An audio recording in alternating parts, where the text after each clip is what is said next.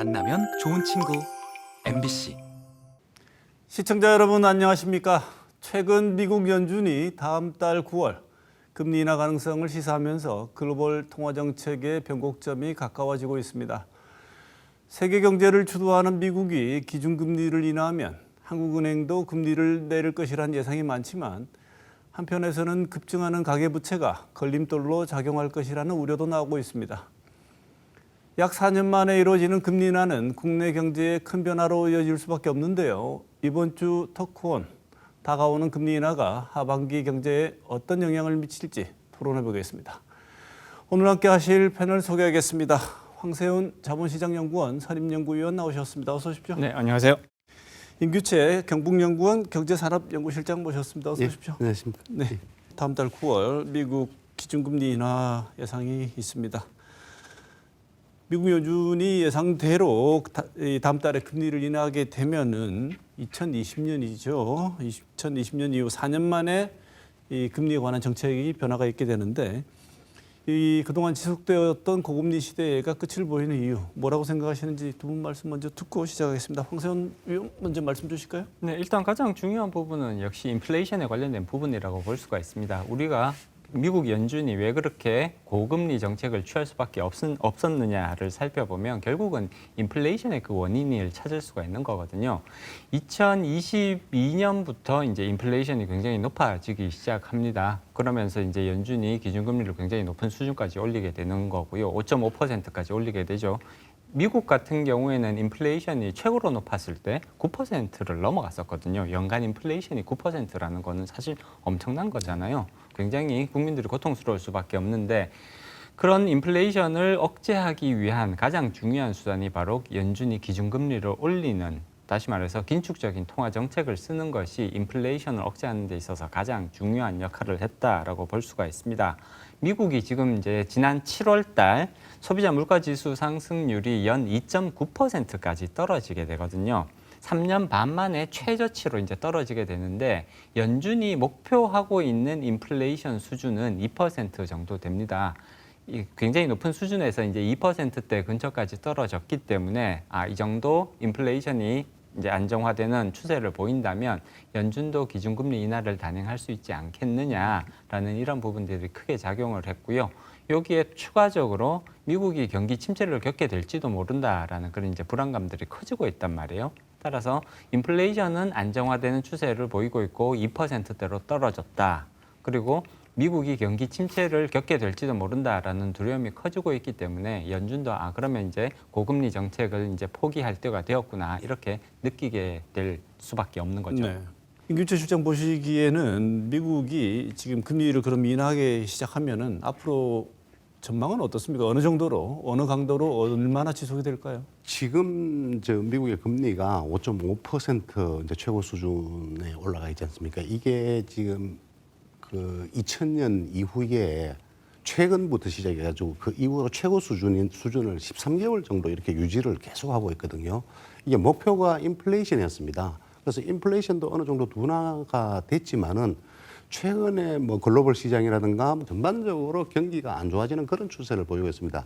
글로벌 수요 자체가 특정 품목을 제외하고는 전반적으로 감소를 하고 있기 때문에 이 미국 역시 여기에서 굉장히 큰 부담을 느끼고 있거든요. 그러니까 리세션 이야기하잖아요. 경기가 굉장히 침체될 것이다. 그래서 부득이하게 인플레이션은 어느 정도 둔화가 됐기 때문에 이제는 경기를 살리자. 뭐 이런 측면에서 내릴 가능성이 높은데 어느 순간에 갑자기 우리가 이 기준금리 이 금리 인하의 기준 수준이 한 25bp 정도 이렇게 예상을 하고 있습니다만은 최근에 미국 성향을 보면은 그렇지 않습니다.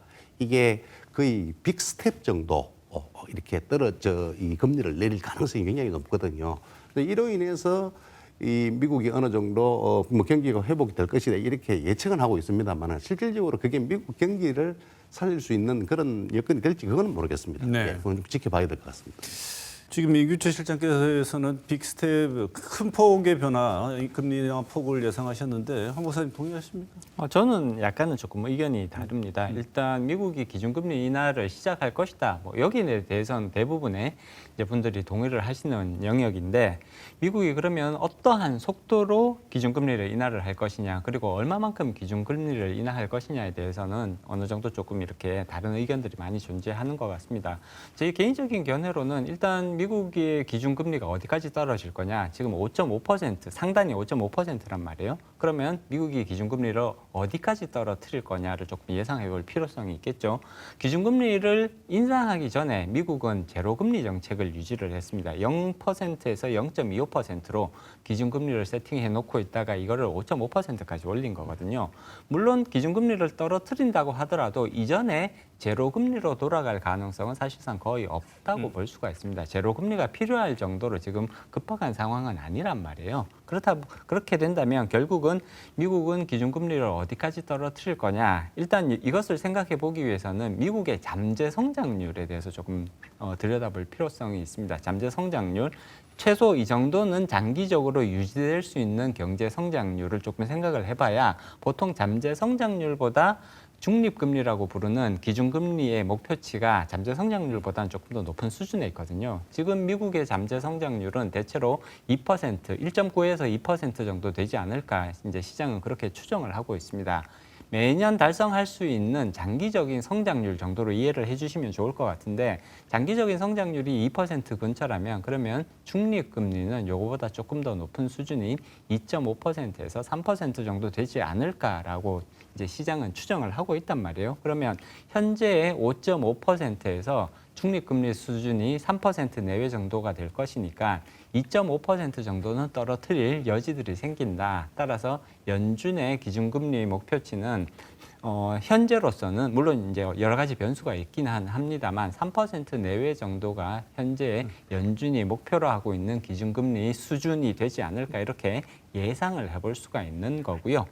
그리고 기준금리를 떨어뜨릴 때 목표치가 3% 근처니까 한꺼번에 2.5% 이렇게 다 내려버리고 뭐 이런 식으로 가지는 않는단 말이에요. 단계적으로 점진적인 수준에서 떨어뜨리게 되는데 시장은 지금 빅컷을 요구하는 그런 목소리들이 있습니다. 분명히 0.25% 이 베이비 스텝으로 갈 것이 아니라 조금 크게 한 방에 크게 가자라는 그런 이제 목소리들이 나오기는 합니다만 현재 미국 이제 경기들을 살펴보면 경기 침체가 이미 가시화되고 있는 그런 상황이라고 평가하기는 조금 어려울 것 같고요. 네. 얼마 전에 이제 주식시장이 좀 출렁거리기는 했습니다만 또 금방 회복되는 모습을 보였단 말이에요. 이런 것까지 감안을 하면 9월 달에 연준은 제 개인적인 견해로는 0.25%를 인하할 가능성이 오히려 더 높지 않을까. 그리고 이후에 내년에 1% 내외 정도로 기준금리를 인하할 가능성 정도를 예상하고 있습니다. 황 박사님 보시기에 지금 국제 유가도 출렁거리고 있다는 말입니다. 아시다시피 지금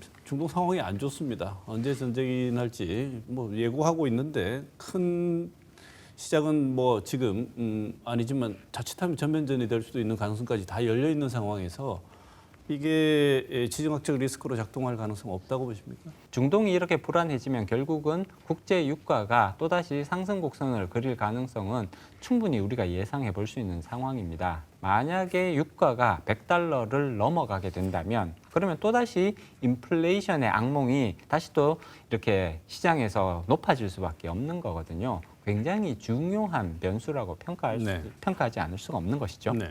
임규진 실장께서 미국 리세션 경기 침체 말씀 잠깐 주셨는데 어느 정도로 현실화 가능성이 있다고 보십니까? 예, 미국이 이제 금리를 지금 이제 하향 조정할 가능성이 높다는 거는 일단 1차적으로 인플레이션은 어느 정도 조정이 되었다. 그러면 인플레이션 조정에도 불구하고 이게 경기 침체가 이렇게 우려가 되니까 이 경기 침체가 우려될 경우에는 그 금리를 조금 인하를 해야 되는데 뭐 1차적으로 9월 달경에 한 0.25% 포인트 정도 이렇게 내렸다가 그 10월 이후로 단계적으로 점진적으로 내리게 된다기보다는 경기 침체 우려가 커지면 커질수록 이게 거의 빅스텝 정도 아까 말씀드렸던 빅스텝 정도로 내려갈 가능성이 높다 이렇게 말씀드릴게요. 원래 7월 달에 보면은 실업률이 3년 만에 가장 높은 4.3%를 기록을 했습니다. 미국이. 그리고 제조 구매 관리자의 그 활동 지수라고 있습니다. 이게 그 기준치인 50 밑으로 떨어졌거든요. 50 밑으로 떨어지게 된다는 것은 결국은 이건 경기 침체를 의미하는 수준입니다. 그래서 미국이 어쩔 수 없이 이렇게 이 빅스텝 정도의 수준으로 내려갈 수밖에 없는 그런 상황이 돼 있고요. 여기에 또 한 가지 더 말씀을 드리게 되면은 미국의 그 부채 상환 비율 이런 부분들이 지금 가장 그 문제가 되는 게 그 저소득층들입니다. 저소득층 중에서도 이 코로나 시절에 여러 가지 이 정부 지원이나 이런 받았던 그런 계층들이 지금 현재 그 대부분을 소진을 했고 그 소진된 부분에 대해서 추가적인 소득이 굉장히 지금 떨어져 있고요. 또 이런 사람들이 실제로 부채 상환하는데 상당히 그 어려움을 겪고 있습니다. 기준은 한 5만 달러 정도 이렇게 되는데요.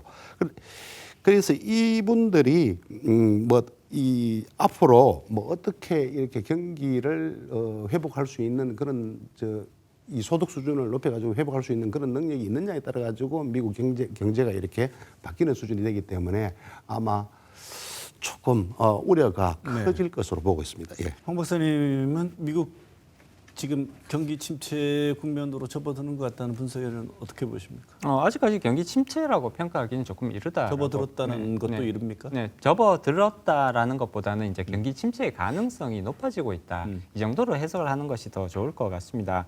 여러 가지 경제 지표를 살펴보면 이제 미국이 경기 침체의 가장자리까지 와 있는 것이 아니냐 이런 이제 평가를 내릴 수는 있을 것 같고요. 이제 가장 많이 우리가 활용하는 지표가 결국은 실업률 지표거든요.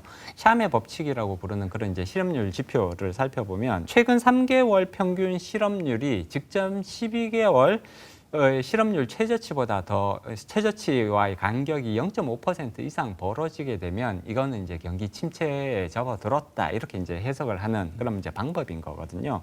현재 최근 3개월 미국 기준으로 최근 3개월의 실업률 평균을 살펴보면 약 4.1% 정도가 나옵니다. 근데 12개월의 최저치를 보면 3.6% 정도 3.6% 정도 되는 거거든요. 그렇기 때문에 이 둘 간의 격차가 0.5%보다 더 커졌습니다. 다시 말해서 실업률이 굉장히 빠른 속도로 높아지고 있다는 것을 의미하는 거거든요. 이렇게 빠른 속도로 높아지게 되면 결국은 미국 경기가 경기 침체에 빠지더라. 이전에 11번의 경기 침체가 있었는데 그중에 10번이 이 조건이 충족이 되었었단 말이에요. 그렇기 때문에 샴의 법칙을 추종하는 분들의 입장에서 보면 현재 미국 경기가 침체기에 이미 접어들었다라고 해석을 하는 분들이 계시죠.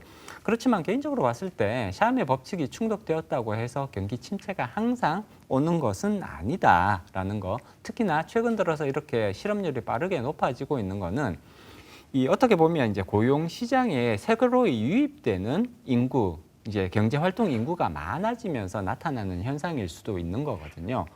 예를 들어서 기업에서 필요로 하는 사람의 숫자가 줄어들어서 실업률이 높아지는 것이 아니라 기업의 수요는 유지되고 있는데 외부에서 계속 일자리를 찾는 사람들이 늘어나면 똑같은 현상들이 나타날 수 있단 말이에요. 이런 것들이 오히려 더 크게 영향을 미치는 것이 아니냐. 더더군다나 2분기 미국의 경제 성장률을 살펴보면 이 2.8%를 기록하고 있습니다. 1분기가 1.4%였고요. 2분기는 2.8%까지 높아지거든요. 이런 것들을 살펴보면 미국의 경기가 지금 당장 침체에 빠졌다라고 평가하기는 어렵다. 그리고 향후 3분기와 4분기에도 급격하게 이 경제 성장률이 떨어질 가능성은 그렇게 높아 보이지는 않거든요. 따라서 그 경기 침체의 위험성은 높아지고 있지만 아직까지 본격적인 경기 침체에 빠졌다고 평가하기는 어려울 것 같습니다. 네, 이게 미국 금리는 기축통화이기 때문에 글로벌 통화 정책에 모두 다 영향을 줄 수밖에 없을 텐데요. 우리한테도 큰 영향을 미치는 게 사실 아니겠습니까?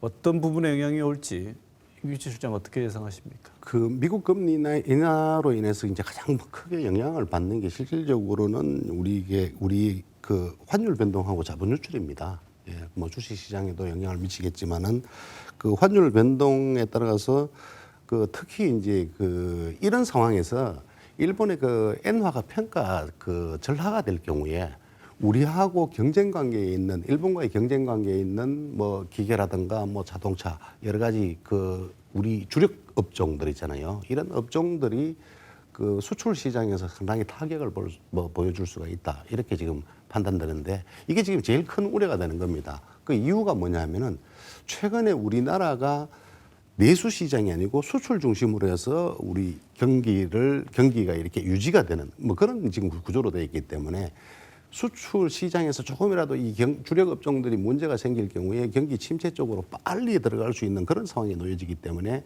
금리 인하에 따라 가지고 받을 수 있는 가장 우려되는 부분이 바로 이 부분입니다. 황 박사님, 지금 한국하고 미국하고 금리 차가 거의 지금 좀 있으면 위험할 정도로 금리 차가 발생할 수도 있다. 이런 상황인 것 같은데 기준금리 격차 고려할 때 한국은행이 이대로 있을 수는 없지 않겠습니까? 역시 변동이 있어야 될 것 같은데 언제쯤 시기를 예상하십니까? 일단 한국은행은 연준보다 서둘러서 기준금리를 인하할 가능성은 높지 않아 보입니다. 지금 한국은행의 기준금리는 3.5%고요. 연준의 기준금리는 5.25에서 5.5%입니다. 상당 기준으로 봤을 때 기준금리 역전폭이 2%포인트 정도 되는 거죠. 이렇게 이제 기준금리 역전폭이 지금 사상 최대치로 높아져 있는 상황이기 때문에 연준이 9월 달에 기준금리를 인하한다 뭐 이런 얘기도 이미 나와 있잖아요. 이런 상황에서 한국은행이 서둘러서 예를 들어 8월 달에 한국은행은 9월 달에 금융통화위원회를 열지 않거든요. 그러니까 한국은행은 8월 달이 지금 이제 연준과 비교했을 때 연준이 만약 기준금리를 인하를 한다면 그럼 과연 한국은행이 8월 달에 기준금리 인하를 단행을 할까? 시장에서는 어느 정도 여기에 대한 기대를 가지고 있는 것도 사실입니다. 그렇기는 하지만 한국은행이 기준금리를 인하를 해버리면 지금 사상 최대치로 벌어져 있는 역전폭 2%더 넓어지는 결과로 이어지는 거거든요. 그렇기 때문에 한국은행은 여기에 대해서 조금 이제 부담을 느낄 수밖에 없을 거고요. 그리고 기준금리를 인하했을 때 가장 우려되는 부분이 사실은 또 가계부채 문제를 건드리지 않을 수가 없는 거잖아요. 이런 부분들, 금리가 낮아졌을 때 가계부채가 또 급증하는 것이 아니냐. 그리고 자금이 또 부동산 시장으로 자금이 유입이 되면서 조금 이렇게 안정화를 보이고 있는 집값이 또다시 거친 높은 상승세를 이어가는 것이 아니냐 뭐 이런 이제 우려들이 존재를 합니다. 여러 가지 그런 기준금리 인하에 대한 불안, 우려 사항들이 존재하기 때문에 한국은행이 연준보다 서둘러서 기준금리 인하를 단행할 가능성은 현재로서는 상당히 낮아 보인다. 개인적으로는 그렇게 평가를 하고 있고요. 연준이 먼저 내리고 나서 기준금리 인하 효과가 시장에서 어떻게 나타날지를 먼저 조금 지켜본 이후에 빠르면 올해 11월 달에 한국은행이 기준금리 인하를 검토할 수도 있습니다. 그렇지만 현실적으로 봤을 때는 내년 1분기 정도가 한은의 기준금리 인하 시기가 될 가능성이 훨씬 더 높지 않을까 이렇게 예상해 볼 수가 있습니다. 네. 그 임규채 실장님도 동의를 하십니까? 가계부채 규모 고려할 때 한은이 기준금리 인하를 언제쯤 할 건지 어느 폭으로 할 건지 어떻게 보시는지요? 지금 현재 한국은행의 그 기준금리 인상의 목표가 뭐냐면은 실제로 물가 안정이었습니다. 제가 이렇게 진단하기로 2017년부터 실질적으로 우리나라는 장기 저성장 기조에 접어들었다 이렇게 진단을 할 수가 있거든요. 이런 상황에서 인플레이션을 잡기 위해서 이제 기준금리를 계속 올렸는데 그 주택담보대출 이자율이 이와 연동돼 가지고 높아짐에도 불구하고 한국은행이 이 기조를 유지했던 것은 물가를 잡기 위한 거다 이렇게 일단 보기 때문에 물가가 어느 정도 잡히면은 한국은행 금리를 반드시 낮출 것이다 이렇게 지금 판단을 하고 있습니다. 그런데 최근에 보면은 그 물가가요. 그 우리나라 물가가 최근에 그 2% 후반 정도를 이게 한 3, 4개월 정도 계속 유지를 하고 있거든요. 그럼 2% 물가면은 이게 물가가 안정이 됐다 이렇게 진단할 수 있는 게 아니고 한국은행의 목표 물가가 2%입니다. 그럼 결국은 2%대 전후로 이렇게 낮아져야 되는데 아직도 거기에 내려갈 가능성이 적다. 이런 말씀을 좀 드리고요. 그 다음에 이제 문제가 되는 게 금리를 내릴 경우에 지금 현재 주택 시장에서 이 고금리 때문에 주택 수요가 떨어지는 그런 성향이 조금 있습니다. 그래 금리가 조금만 인하가 되더라도 주택에 대한 수요가 굉장히 빠르게 늘어나는 그런 특징을 보이고 있기 때문에 이로 인해 가지고 생기는 여러 가지 가계 부담 이것들이 지금 제일 큰 문제가 될 수 있겠습니다. 황 목사님, 금리 인하 시기에 부동산 시장 흐름 어떻게 생각하십니까? 일단 부동산 시장은 금리와 밀접한 관계를 가지고 있다고 볼 수가 있습니다. 대규모로 자금이 거래되는 시장이기 때문에 대체로 대출을 끼고 부동산 거래가 이루어질 수밖에 없다. 그리고 이 대출은 반드시 이자 상환 부담을 동반하게 되는 거죠. 그렇기 때문에 금리가 높아지게 되면 부동산 시장은 당연히 거기에 타격을 받을 수밖에 없는 것이고요. 반대로 금리가 떨어지게 되면 부동산 시장은 활성화되는 그런 부분들이 존재합니다. 물론 시차가 조금 존재를 하죠. 금리가 높아진다고 해서 바로 부동산 경기가 나빠지는 것이 아니라 조금 시차를 두고 그 영향이 넘어옵니다. 반대로 금리가 떨어지게 되면 시차를 두고 부동산 시장이 조금 활성화되는 이럴 가능성은 충분하다고 볼 수가 있는 거죠. 지금 최근 부동산 시장의 특징이 어떠냐면 아주 독특한 현상이 나타나고 있거든요. 이 아까 그 황 박사님 말씀하셨다시피 부동산은 거래 가격이 굉장히 높기 때문에 이 부동산에 대해서 이렇게 민감할 수밖에 없다. 그리고 또 이자율이나 이런 걸 생각할 수밖에 없다. 이렇게 돼 있는데 그래서 우리가 일반적으로 부동산 시장은 가격에 대해서 굉장히 비탄력적이다. 이런 느낌을 가지고 있었거든요. 근데 최근 그렇지 않습니다. 이 투자 수요와 투기 수요가 굉장히 많기 때문에 부동산 시장은 가격에 대해서는 그렇지만 실질적으로 금리에 대해서 굉장히 탄력적으로 움직이고 있는 그런 특징을 가지고 있습니다. 그리고 또 두 번째는 뭐냐면은 이 부동산의 주 수요층인 30대, 40대가 소득 수준이 떨어진다든가 아니면은 이 수요 계층들에 대한 주택 수요에 대한 어떤 상황이나 사고나 뭐 이런 가치관들이 굉장히 바뀌었기 때문에 이 부분의 변동에 따라 가지고 주택 시장이 크게 요동을 치거나 그렇지는 않을 거라 이렇게 네. 어느 정도 좀 예측도 해봅니다. 예. 네. 한국은행 금리 인하를 하게 되면 실장님 보시기에는 우리 지역 부동산이 지금 상황보다 홍기가 좀 돌까요? 금리 인하에 따라 민감하게 변화할 수 있는 지역은 사실은 수도권이라 보고 있고요. 그 수요층이 아까도 말씀드렸다시피 수요층이 현저하게 떨어져 있는 대구 지역은 실제로 그렇지 않다고 봅니다. 앞으로 주택시장은 금리에 민감하게 반응하지만은 대구 시장은 공급 과잉과 주 수요층 감소로 인해서 특정 지역을 제외하고는 주택 가격이 상당 부분 현재 수준을 유지할 것이다. 이렇게 지금 좀 파악을 하고 있습니다. 부동산은 그렇다고 하더라도 황 박사님, 자본시장은 안 그렇지 않습니까? 자본시장은 뭐 전국적이고 전 세계적인 규모인데 어떻게 보면 일단 기본적으로 금리 인하는 자본시장, 특히 주식시장에는 긍정적인 재료라고 볼 수가 있습니다. 그만큼 시장의 유동성이 늘어난다는 것을 의미하는 거잖아요. 금융회사가 주식시장으로 끌고 들어올 수 있는 자금의 규모가 늘어난다는 것을 의미하는 거니까 단기적으로 봤을 때 금리 인하는 주식시장의 주가를 끌어올릴 수 있는 긍정적인 요소라고 평가할 수가 있습니다. 그렇지만 주식시장이라는 것이 항상 이렇게 금리에 의해서만 움직이는 것은 아니거든요. 경제 전반적인 상황을 종합적으로 조금 고려해 보실 필요는 있을 것 같습니다.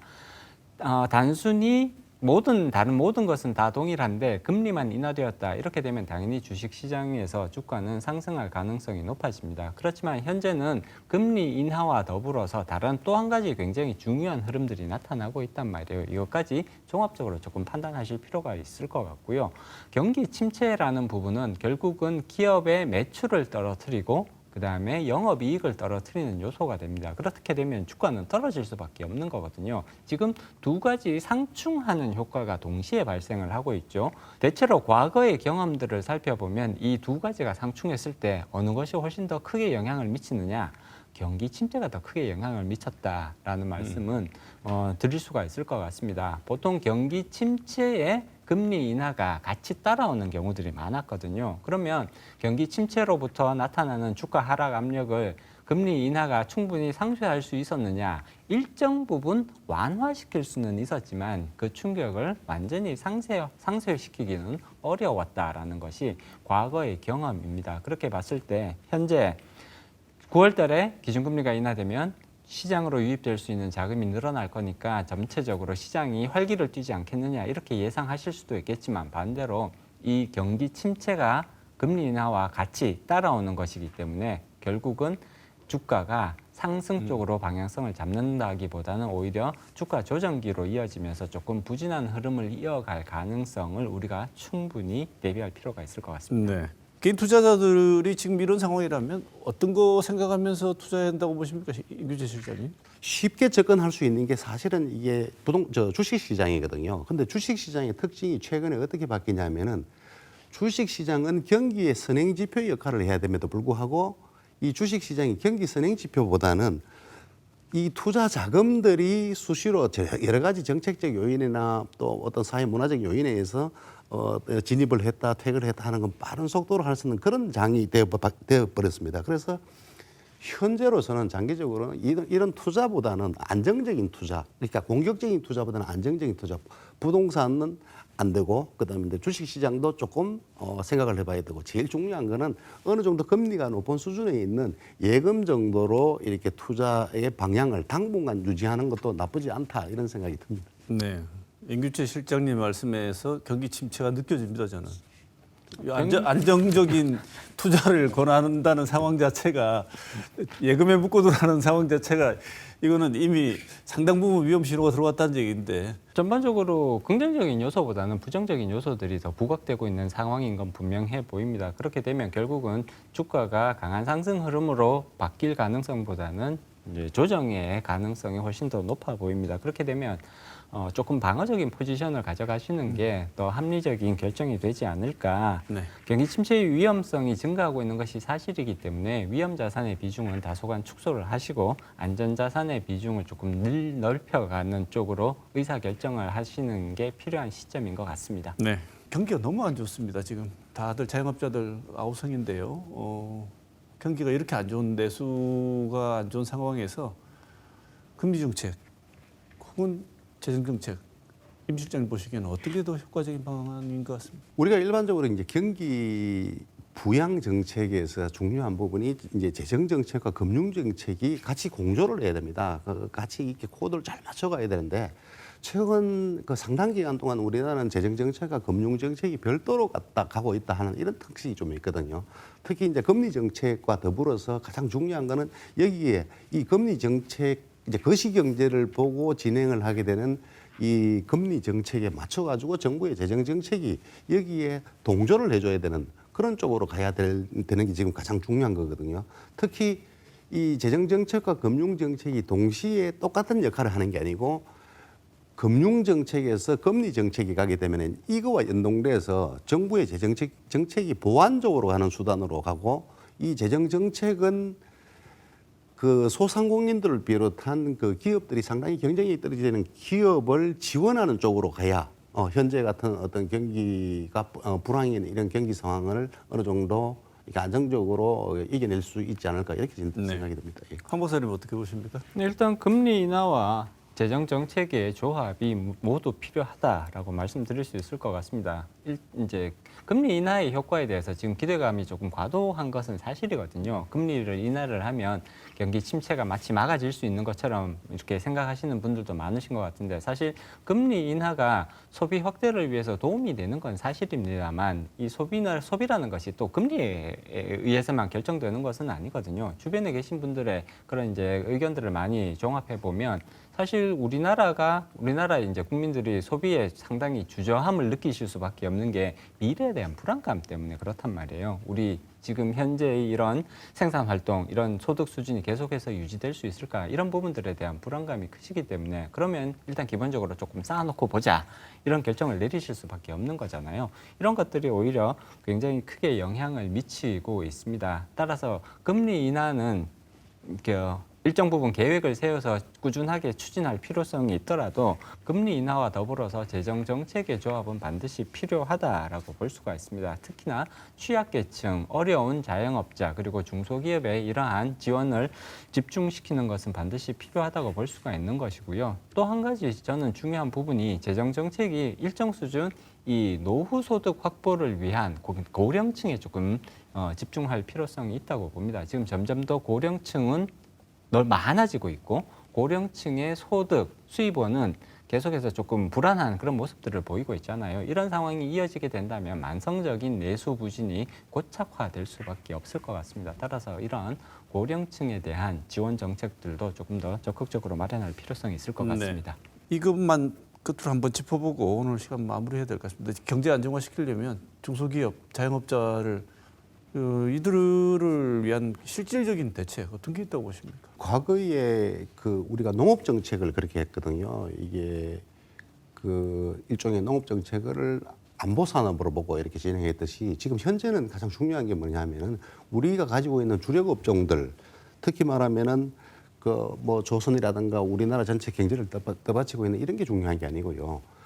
그 상당 부분을 차지하고 있는 이 소상공인 그리고 또 우리 자영업자들 이런 사람들인데 이 사람들은 결국은 가게에 해당합니다. 이 사람들이 무너지게 되면은 전체 경제가 상당히 이게 빠른 속도로 침체될 가능성이 높거든요. 그래서 여기에 초점을 맞추고 진행을 해야 되는데 이 사람들이 직접적으로 영향을 받는 게 사실은 금리 정책에서는 금리 인하 부분인데 소상공인이나 여러 가지 상황이 어려운 사람들은 여기에 대해서 추가적인 금리 부담을 줄여줄 수 있는 그 정부가 대신 금리를 이렇게 갚아줄 수 있는 지자체가 해줄 수 있는 뭐 이런 추가 금리 지원 정책 이런 부분도 필요하고요. 그리고 당장에 폐업을 해야 되는데 이 폐업을 할 수가 없어서 지금 현재 폐업을 하게 되면은 상당히 많은 빚을 떠안고 폐업을 할 수밖에 없는 그런 업종들이 많거든요. 이 업종들은 경기가 어느 정도 회복될 때까지 조금만 유지가 되게 되면 현재보다도 나을 것이다. 그렇게 되면은 이분들이 지금 대출한 그런 부분에 대해서 상당 부분 좀 이렇게 유예를 해주는 실질적으로 도움이 되는 그런 것들이 조금 필요하고요. 세 번째 마지막으로는 뭐냐면은 직접적인 도움이 돼야 됩니다. 비용 부분들을 어느 정도 지원해 줄 수 있는 그리고 그 비용 지원으로 인해서 이 업종들이 어느 정도 그 환경이 개선될 수 있는 지원 이런 부분들이 가장 중요한 지금 현재 해야 될 일이라고 생각합니다. 네. 모든 자영업자와 중소기업을 다 정부가 지원해 줄 수는 없는 거잖아요. 경쟁력을 가질 수 있는 업종에 조금 집중하는 것이 필요하다. 그렇게 말씀드릴 수 있을 것 같고요. 이 경쟁력이 상대적으로 떨어지는 이 자영업자나 소상공인들은 어떻게 보면 업종 전환을 할 수 있도록 만들어줘서 계속해서 그분들이 다른 종류의 다른 업종에서 더 좋은 서비스를 생산할 수 있도록 이렇게 지원을 해주는 것이 가장 필요한 부분이라고 봅니다. 결국은 그 중소기업 또는 자영업을 하다 보면 이렇게 실패를 하고 다시 이제 재기를 할 수 있는 그런 기회들이 주어지는 것이 굉장히 중요하다. 그렇게 생각을 하고요. 정부의 정책은 직접적인 지원의 형태도 중요하기는 합니다만 그래도 훨씬 더 저는 의미가 있다고 보는 부분이 실패를 하고 재기를 시도하는 분들이 다시 한번 기회를 가질 수 있도록 또는 두세 번의 기회는 더 가질 수 있도록 이런 재기와 관련된 프로그램을 집중적으로 조금 정비를 하고 육성하는 모습이 필요하다고 볼 수가 있습니다. 물론 정리와 관련된 부분 아까 이제 임규채 실장님께서도 말씀해 주셨듯이 정리가 조금 더 지금보다는 신속하게 일어날 수 있고 그리고 거기에서 새로운 기회를 모색할 수 있는 방향으로 자영업자들에 대한 지원이 집중될 필요가 있을 것 같습니다. 네. 오늘 시간이 마무리할 시간이 됐는데요. 오늘 본 내용 중에서 못다 하신 말씀 있으면 짧게 1분씩 마무리할 수 있는 시간 드리겠습니다. 임규채 실장님 먼저 하실까요? 예. 지금 현재 가장 우리 경제에서 힘든 부분이 뭐 지금까지 이야기했습니다마는 자영업자, 소상공인들 뭐 이런 분들입니다. 이런 분들이 정상적인 경제 활동을 할 수 있도록 뭐 1차적으로 이제 글로벌 경제나 국내 경기가 안 좋은 상태에서는 자력으로 또 이겨내기 힘듭니다. 이런 부분들을 조금 유지해 줄 수 있는 그런 여러 가지 정책들이 조금 나왔으면 좋겠고요. 또 우리가 지금까지 주장했던 업종 전환, 아까 황 박사님 말씀하셨던 그 업종 전환 그리고 전직 지원 이런 것들이 실질적인 효과가 생각보다도 조금 떨어지고 있다. 이런 또 이야기들이 많이 나오고 있습니다. 그래서 이런 부분들을 조금 더 신중하게 생각해서 여러 가지 다양한 방법으로 지금 아주 경제의 기본인 이 가계 부분들을 갖다가 조금 이게 지원을 해주는 쪽으로 갔으면 좋겠습니다. 네. 황세 박사님. 네, 여러 가지 불확실성이 높아지고 있는 상황이라고 볼 수가 있습니다. 긍정적인 부분도 대비를 해야겠지만 부정적인 부정적인 부분에 대한 대비가 더 필요하다고 볼 수가 있습니다.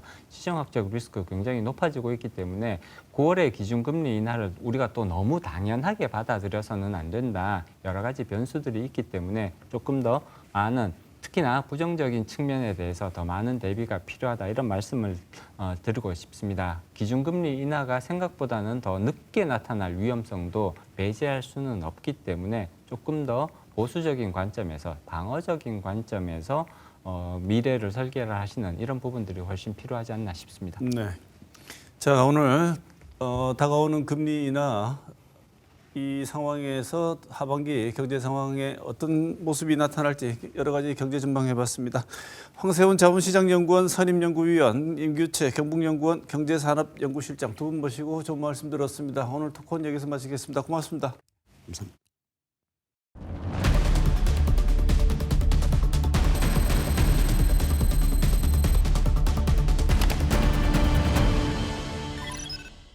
뉴스원 오늘도 김문혜 기자와 함께하겠습니다. 어서 오십시오. 안녕하십니까. 네, 첫 소식 예상은 되지만 첫 소식 뭡니까? 이번 주는 아무래도 이 뉴스를 빼고 갈 수가 없을 것 같습니다. 해마다 광복절이면 정부가 경축식을 열어왔는데요. 올해는 독립운동가 선양단체와 독립유공자 유족단체는 물론요, 시민사회단체, 야당도 반대를 외면을 했습니다. 광복회는요, 정부 경축식에 참여를 하지 않고 별도로 행사했습니다. 김영석 독립기념관장이 취임한 여파라고 사실은 직접적인 계기는 그런 것 같은데요. 네. 이분이 저술한 책 내용, 그다음에 이전에 한 발언들이 뉴라이트 인사들의 발언들과 혹은 생각들과 연장선에 놓여 있다 이런 것 때문 아니겠습니까? 네, 그렇습니다. 여러 언론들이 그 과거의 행적들을 검증을 했는데요. 지난 2023년 12월에 부산에서 있었던 한 행사에 참석했던 김형석 당시 대한민국 역사와 미래 이사장은요. 1919년 임시정부 수립이 아니라 1948년 15월에 8월 15일에 정부가 세워졌고 대한민국이 시작됐다 이렇게 말을 했습니다. 대한민국의 시작이 1948년이다 이렇게 되면 일제 식민지 시대를 바라보는 시선 혹은 평가의 내용이 완전히 달라지지 않을까요? 그렇습니다. 이 1948년에 대한민국이 시작됐다. 반대로 그 이전엔 대한민국 정부가 없었다라고 하게 되면요. 1910년부터 있었던 이 일제, 일본 강점기, 식민 지배를 정당화하게 된다는 점 때문에 광복회 등 이 독립유공자 단체는 물론이고요. 학계에서도 이 비판을 하고 경계를 하는 겁니다. 이 김영석 관장은 기자회견을 자처해서 자신은 뉴라이트가 아니며 또 1945년 해방이 더 중요한 역사적 사건으로 본다 이렇게 말을 하면서 입장을 좀 바꾸긴 했습니다만 백선엽 장군에 대한 생각 그리고 4.3 제주 사건에 관련해서는 여전히 인식을 굽히지 않았습니다. 또 자신은 마녀 사냥을 당하고 있다면서 광복회장과 공개 토론을 할 수도 있다 이렇게 제안을 하기도 했습니다. 네. 지금 이렇게 얘기되고 있는 이 사람들 뉴라이트라고 하는 계열 사람이라고 우리는 얘기하지만 본인들이 스스로 얘기한 적은 아무도 없잖아요. 그런데 그렇죠. 이렇게 식민 지배에 옹호한 친일 행적을 보이는 이른바 뉴라이트 계열의 사람들을 이 부적절해 보이는 자리에 임명하는 것은 이번이 처음이 아니지 않습니까? 네. 일단 동북아 역사재단, 국사편찬위원회, 그리고 한국학중앙연구원 이렇게 정부 산하에 3대 역사기관이 있습니다. 그런데 이 3대 역사기관장들이요. 보시는 것처럼 이 식민지 근대화론을 옹호하거나 일제 강제 노역 그리고 위안부 강제성을 부정한 뉴라이트 성향으로 분류되는 학자들입니다. 대선 때 윤석열 당시 후보를 지지하기도 했던 이종찬 광복회장은요. 대통령실을 정말 강하게 비판을 했었는데요. 대통령 주변 밀정들이 연극을 꾸미고 있다. 뉴라이트는 밀정이다. 밀정이 자신을 밀정이라고 말하지 않듯 뉴라이트도 자신을 뉴라이트라고 말하지 않는다. 이 마치 연탄가스처럼 형체는 없는데 피해는 막심하다. 이렇게 말을 했습니다. 네, 말이 험하죠. 밀정, 거칠었습니다. 연탄가스. 근데 이런 말이 동원되어야지 본인들의 속 마음을 표현할 수 있다는 뜻 아니겠습니까? 어떻게 보면. 이게 우려가 크다는 얘기인데 윤석열 정부 출범 이후에 보인 여러 가지 이 행보들을 보면 이런 방향이 어느 정도 뭐 예측 가능했다 혹은 이런 일정한 방향성이 있는 거 아니냐 이런 얘기가 나온다면서요. 네. 윤석열 대통령이 취임 후 첫 3.1절이었는데요. 지난해 3.1절 기념식에서 변화에 준비를 하지 못해서 우리가 국권을 상실했다. 이렇게 이야기를 했습니다. 그리고 강제동원 피해자에 대해서도요. 일본의 책임은 면제를 하고 우리 정부 산하재단이 변제하는 제3자 변제 배상을 발표를 했고요. 그리고 백선엽 장군의 친일 행적은 지우고 경북 칠곡군에 동상을 세운 반면에 홍범도 장군 등 독립운동가의 흉상은 철거를 추진한 바 있습니다. 그리고 이번 광복절 기념사에서도요. 과거사 관련 언급은 없었습니다. 윤석열 정부는 문재인 정부를 비판을 하면서요. 한일 관계 개선, 이 정상화를 꺼내들고 있는데요. 한일 관계를 이 정상화하기 위해서 이 식민 지배를 정당화하고 미화하는 일본의 인식을 너무 수용하는 거 아니냐. 여기에 대해서 너무 이견을 못 내는 거 아니냐. 이런 지적을 받고 있습니다. 좋은 날 정말 집안잔치를 해도 모자랄 판에 쪼개진 광복절을 보는 게 참 안타까웠거든요. 모쪼록 80주년인 내년에는 다른 광복절 기념식을 봤으면 좋겠습니다. 네, 이번에 독립기념관장으로 임명된 김영석 관장이 몇 년 전 자신 블로그에 썼다는 글 잠깐 읽어드릴게요. 만주 신경군관학교에 지원하면서 일본인으로서 개와 말의 충성을 다하겠다고 혈서를 썼고 일본 육사를 수석 졸업하고 만주군 소위로 인관됐고 창씨 개명한 이름은 다카키 마사오지만 적극적 친일파로 분류하면 안 된다. 박정희 전 대통령을 두고 쓴 글입니다. 네. 근데 두 번째 소식이 박정희 전 대통령 관련 소식이네요. 네, 그렇습니다. 지난 4월 홍준표 대구시장이 대구에 박정희 동상을 세우고 광장과 공원에 박정희 이름을 붙이겠다 이렇게 얘기를 했는데요. 오늘 띄운 지 5개월여 만에 그리고 조례가 통과가 된 지 3개월여 만에 동대구역 광장을 박정희 광장으로 하는 표지석을 세웠습니다. 이 표지석 제막식에는요. 대구시 관계자 그리고 시의회 관계자, 시교육감 등이 참석을 했습니다. 네, 이전 논란으로 봤을 때 반대가 좀 거셌을 것 같은데. 네, 그렇습니다. 이 박정희 우상화 사업 반대 범시민운동본부는 물론요, 지역 야당들은 이 제막식 현장에서 기자회견을 했습니다. 광복절 전날 그리고 위안부 기림일이었거든요. 그날에 박정희 광장 이름을 세우는 표지석을 하는 그런 행사를 하는 건 만행이다 이렇게 얘기를 했습니다. 그리고 이 동대구역 광장은요, 곧 국가에 귀속될 곳이고 대구시는 유지 관리만 맡고 있는 곳이다. 그렇기 때문에 명칭을 변경을 하려면 철도공단과 협의를 해야 된다라는 것, 그리고 그렇게 협의 없이 세워진 시설물은 불법이다 이런 지적이 국회에서 나왔거든요. 통과된 조례에 따라서 하고자 하는 사업을 안 할 이유는 없다고 봅니다. 그런데 하더라도 조례가 통과될 당시에 시장이 발의했던 원안에 공론화 과정을 거쳐야 한다, 필요하다 이런 내용을 수정해서 통과됐던 걸로 기억하는데 네.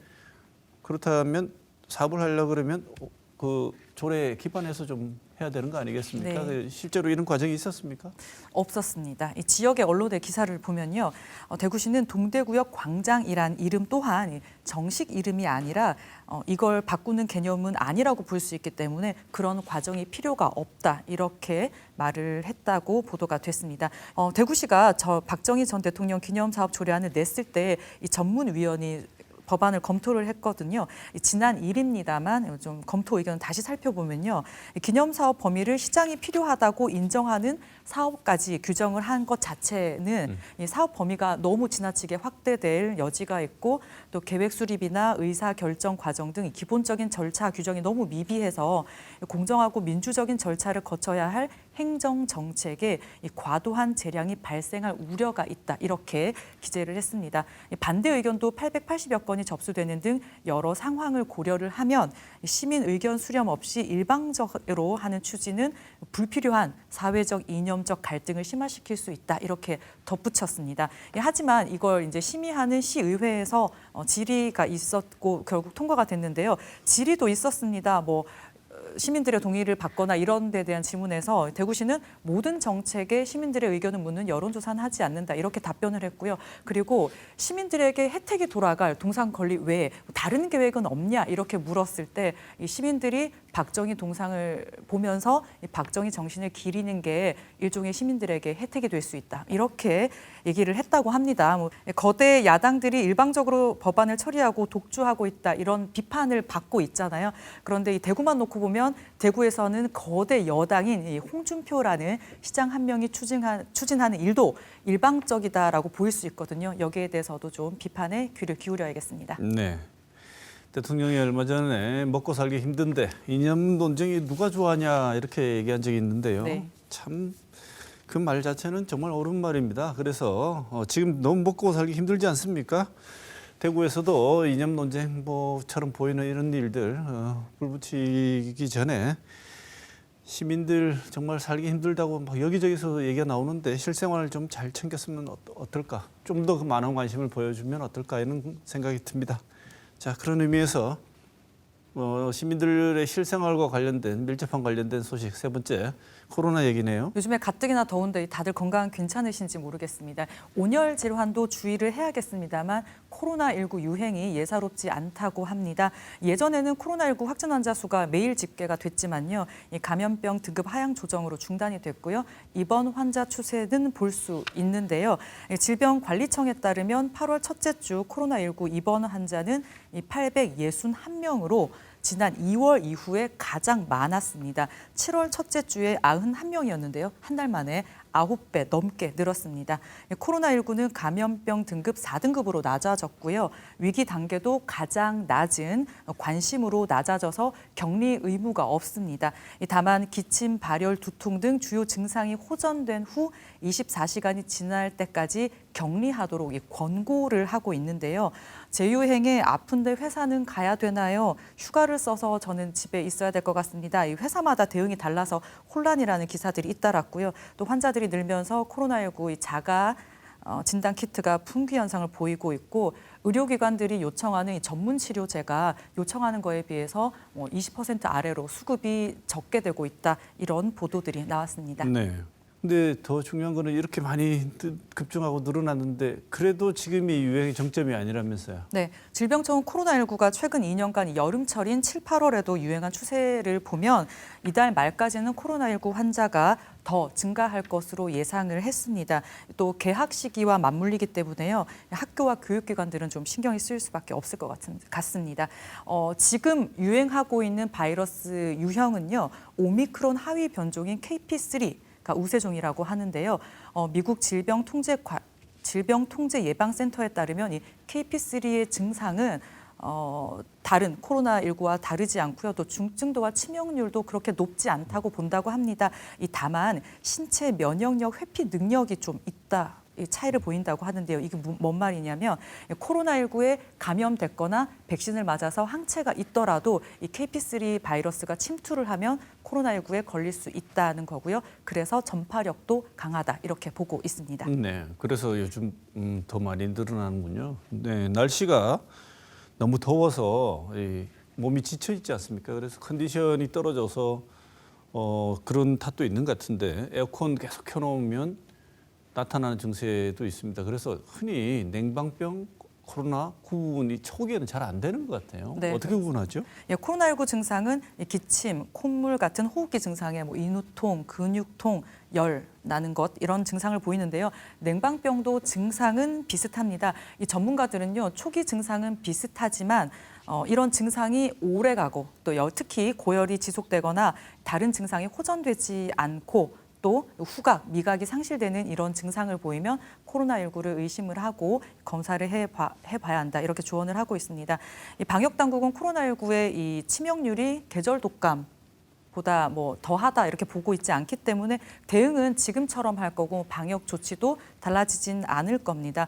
가족이나 가까이에 고위험군이 있으면 개인 위생 수칙은 잘 지켜야겠습니다. 또 이 의대 정원 증원 문제로요 전공의 사직이 잇따랐던 대형 병원에서는 이 중증 환자 대응에 좀 어려움을 겪을 수 있다라는 게 지금 예견이 되고 있기 때문에 특히나 더 고위험군을 중심으로 한 중증 환자 발생에는 대비를 정부가 좀 해야 될 것 같습니다. 네, 김은혜 기자 이번 주도 준비한다고 수고 많았습니다. 고맙습니다.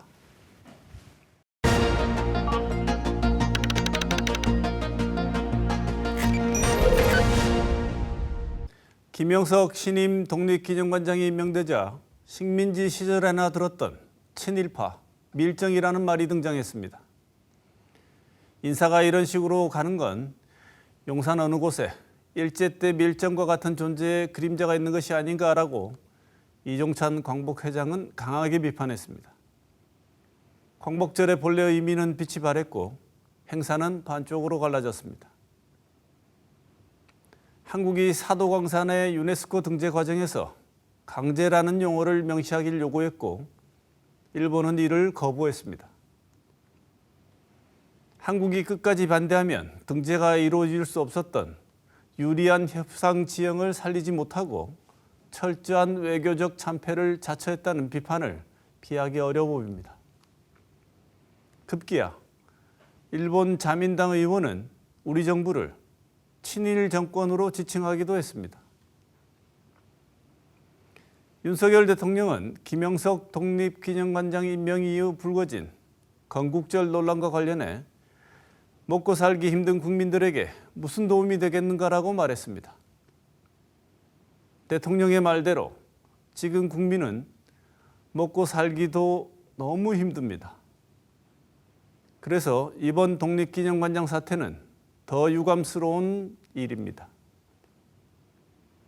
독립기념관의 방문객 환영 인사는 논란의 문제점이 어디에 있는지 잘 알려줍니다. 독립기념관의 주인이신 국민 여러분의 방문을 환영합니다. 독립기념관은 정신적 힘을 뿜어내고 생산하는 곳입니다. 식민지 지배라는 순환과 시련을 이겨낸 민족의 저력을 확인하는 곳, 불가능한 것을 가능한 것으로 만들어낸 독립정신을 재생산하는 곳, 독립기념관입니다. 이번 주 시사호는 여기서 마치겠습니다.